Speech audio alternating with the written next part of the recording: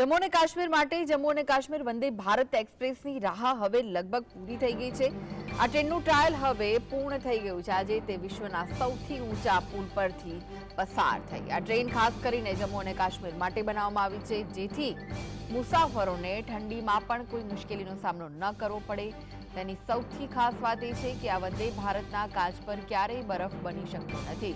તે -30 ડિગ્રી તાપમાનમાં પણ ઝડપથી દોડશે। આ ઉપરાંત તેમાં વિમાન જેવી સુવિધાઓ પણ ઉમેરવામાં આવી છે, જે તેને અન્ય વંદે ભારત એક્સપ્રેસની તુલનામાં ખાસ બનાવે છે। શુક્રવારે સાંજે કાશ્મીર જતી આ ટ્રેન ટ્રાયલ માટે જમ્મુ સ્ટેશન પહોંચી। જમ્મુ પહોંચતાની સાથે જ મુસાફરોમાં આ ટ્રેનને લઈને ઘણો ઉત્સાહ જોવા મળ્યો। ફેબ્રુઆરી મહિનામાં કટરાથી શ્રીનગર અને જમ્મુ વચ્ચે દોડશે વંદે ભારત ટ્રેન। પ્રધાનમંત્રી નરેન્દ્ર મોદી ટૂંક સમયમાં કટરાથી આ ટ્રેનને લીલી ઝંડી આપશે। આ ટ્રેન કટરા બારામુલ્લા રૂટ પર દોડશે અને તેનું સંચાલન ઉત્તર રેલવે ઝોન દ્વારા કરવામાં આવશે। વિશ્વના સૌથી ઊંચા બ્રિજ પર વંદે ભારતનું ટ્રાયલ રન પૂર્ણ કરવામાં આવ્યું છે।